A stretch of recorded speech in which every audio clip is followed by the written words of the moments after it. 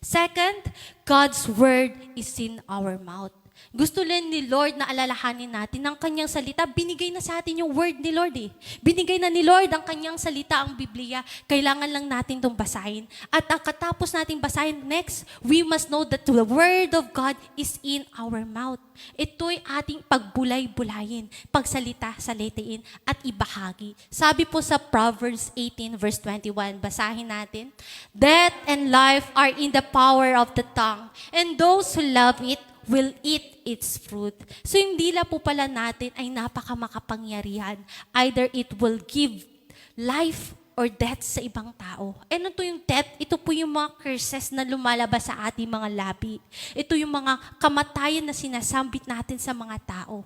And ang gusto ni Lord, hindi yung death ang mamutawi sa atin, bagkus buhay, bagkus blessings, ang yun ang i-declare natin. Dahil ang salita ng Diyos ay nasa ating mga labi. And those who love it, kung sino yung nagmamahal sa salita ng Diyos, yun din po yung magiging bunga. Sabi nga po, it is not the food, it is not what comes out of what we eat that defiles us, but what comes out of our mouth. Sabi po roon sa Tagalog, hindi po ang nagpaparumi sa atin yung kinakain natin, pumapasok sa atin. Bagkus kung ano yung lumalabas, ang siyang nagpaparumi sa bawat isa sa atin. And God wants us to be purified, consecrated bilang mga anak niya. Dahil ginagamit ni Lord ang ating mga labi na para magbigay buhay, for there is power of it. And you know what? These things was known by Prophet Balaam. Alam na alam ito ni Prophet Balaam. Dahil sabi po sa Numbers 23 verse 20, sabi po roon, I have received a command to bless. He has blessed and I cannot change it. No misfortune is seen in Jacob. No misery observed in Israel. The Lord their God is with them. The shout of the king is among them. Yun po yung sabi niya, natanggap ko ang salita ng Diyos para pagpalain. Na kahit sa kabila po na kinausap siya ni King Balak ng Moab na, i-curse mo ang Israel para sa akin. Bibigyan kita ng lahat ng kayamanan, lahat ng gusto mo, i-curse mo lang ang Israel. Grabe po yun, no? Para lang i-curse at matalo ang Israel dahil alam ni Prophet Balaam na may yung kapangyarihan ng kanyang salita.